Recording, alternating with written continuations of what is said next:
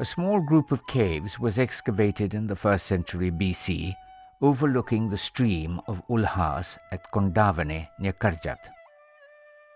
Owing to the remoteness of the site, it seldom receives the attention which it deserves. Despite its ruined state, the magnificent facade of the Chaitya Griha exhilarates the visitor. The figures made here are delicately modelled and are graceful. There is a sense of natural ease in the artistic depictions of these times. The men and women express emotions with freedom and warmth, not often seen in later representations.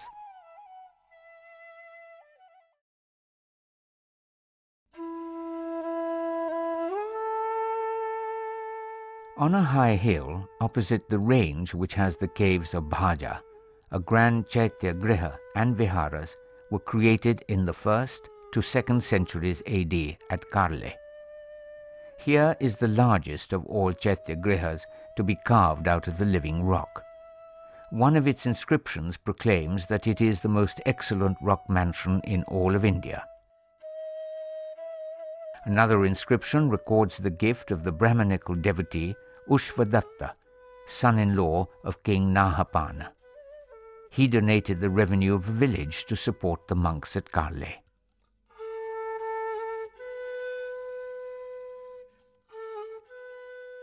One must remember that these magnificent Chaitya Grihas are not architecture really, but sculpture on an epic scale. One can imagine how vast the task must have been to create such rock-cut shrines. Great care and planning would have been required at every stage of the enterprise. The cutting of the rock began from top to bottom, creating the spaces and leaving stone for pillars to be shaped later. Even as the stone was hewn to create the structures, the finishing of the walls and the carving of detailed sculpture was taken up.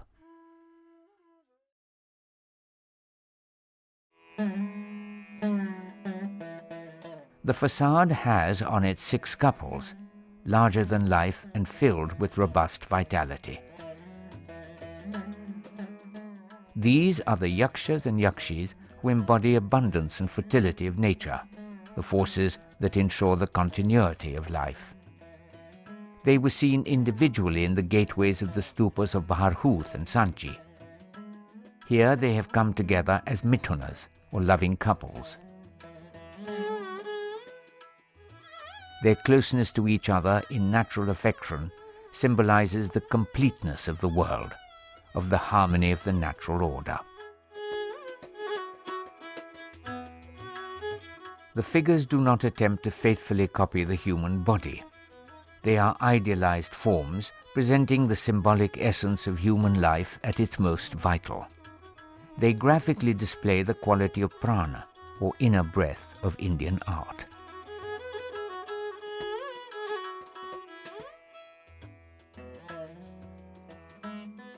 The Grand Hall is 124 feet by 46 feet and rises to a height of 45 feet. There are 37 pillars which run the length of the walls and around the stupa. 30 pillars rise out of the Purna Ghatas, or vases of plenty.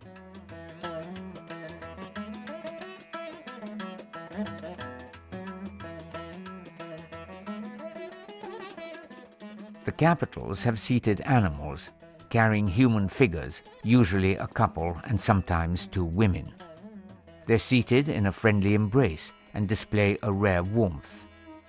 Here are people as they were meant to be, uninhibited, easy, and joyous.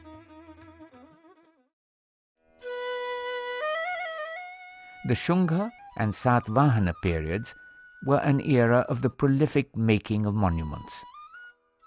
Here were formulated the themes and traditions of art which continued in later centuries.